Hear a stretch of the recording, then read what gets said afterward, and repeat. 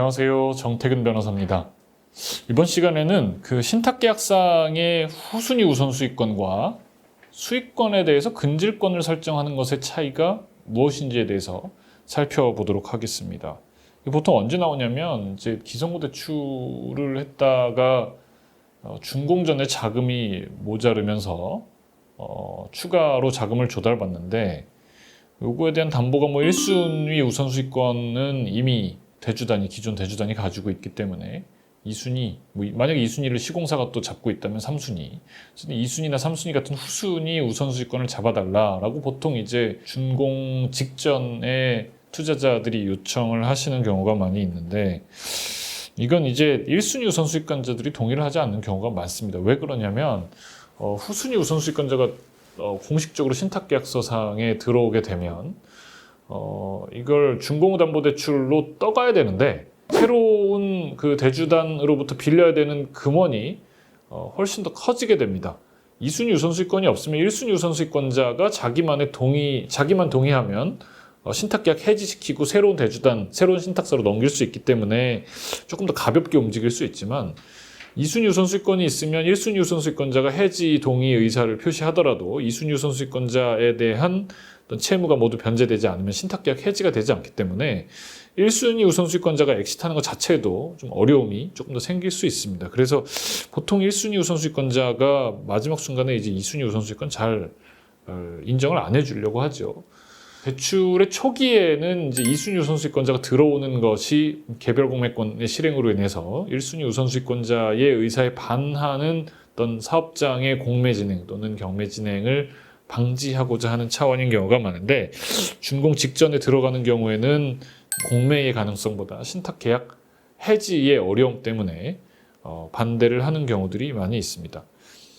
반대로 얘기하면 이제 후순위 우선수익권을 갖게 되는 경우에는 조항에 따라서 이제 공매권을 실행할 수 있는 권리를 갖게 될 수도 있고요. 갖지 못한다고 하더라도 그 2순위 우선수익권자의 동의가 없다면 신탁계약 해지가 되지 않기 때문에 가장 확실하게 준공 후 담보대출이 나온다면 자신이 어떤 회수할 수 있는 기회가 보장되게 되죠.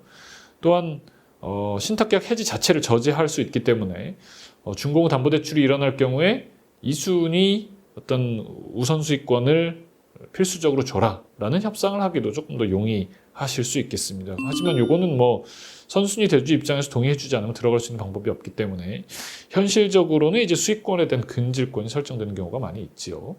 수익권이라는 거는 이제 신탁계약에서 위탁자가 이 사업이 다 마무리되고 신탁계약 해지되고 돌려받을 수 있는 금원 일체를 이제 수익권이라고 합니다. 이 수익권의 근질권을 설정하게 되면 위탁자에게 돈이 돌아가는 것이 아니라 수익권의 근질권을 설정한 근질권자에게 돈을 줘야 될 의무가 신탁사에게 발생하는 것이죠.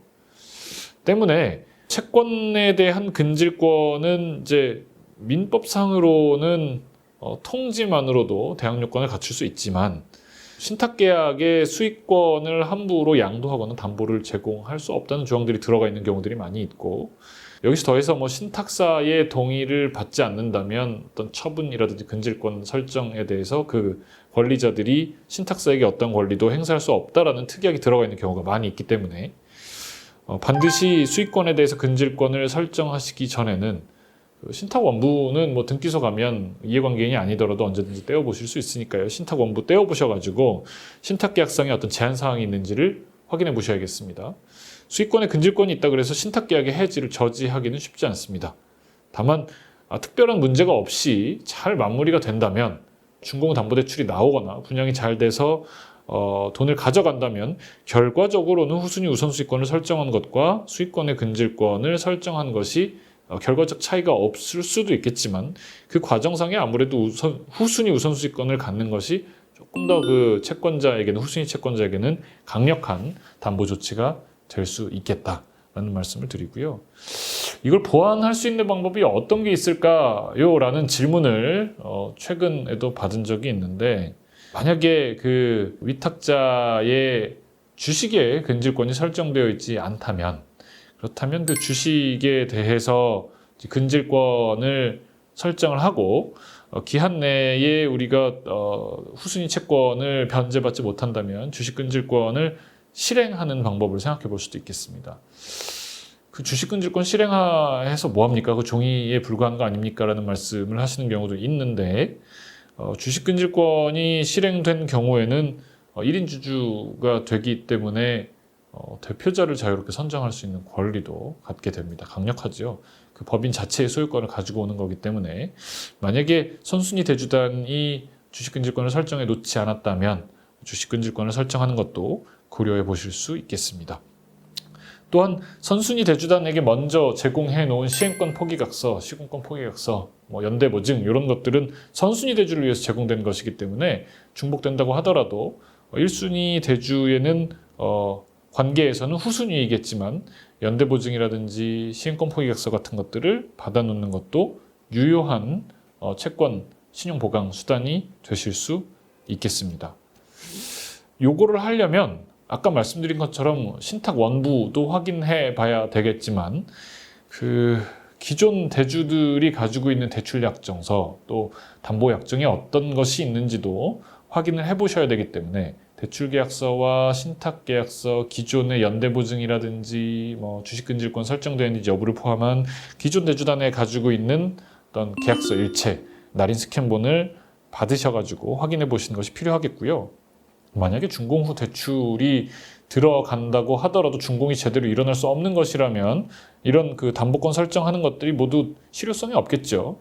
그러니까 그 공사도급 계약상에 채권 미지급된 공사대금이 얼만큼인지 현재까지 대출이 나간 금액이 얼마인지 이번에 우리가 자금을 투입하면 정말 준공이 날 수 있는 것이 맞는지 아니면 부족분이 얼마인지에 대해서도 확인을 해 보실 필요가 있겠습니다. 그 실무를 하면서 놀라기도 하고 여전히 그 실효성이 이렇게 높지 않은 담보수단이라고 생각하는 것이 분양계약서들 하나씩 가지고 오신, 하나씩이 아니에요. 여러 개씩 가지고 오신 경우들이 있습니다. 근데 이게 보통 이런 경우에는 아직 그 준공이 나지도 않았고 분양을 개시하지도 않은 상태에서 선분양되지도 않은 상태에서 분양계약서를 남발하는 것이기 때문에 예를 들어서 101호라고 하면 도대체 이 101호에 대한 분양계약서가 나한테만 온 것인지 아니면 여러 사람에게 같은 계약서를 써준 것인지도 사실 확인이 안 됩니다. 이렇게 되면은 나중에 분양계약서를 가지고 와서 내가 이 분양계약서를 받았고 빌려준 돈만 있으면 분양 대금의 추가 자본 납입 없이 소유권을 이전받기로 했지 않았냐라는 주장을 하실 수 있는데 그런 사람들이 여러 명이 나타나는 경우들이 많이 있습니다. 실효성이 없는 거죠. 그러니까 이제 준공 전에 대출을 해주시는 경우에도 단순히 그 어떤 분양계약서 하나 써준 것만 믿고 하기보다는 좀 다양한 담보 설정하시고 진행을 하시는 것이 안전하겠습니다. 감사합니다.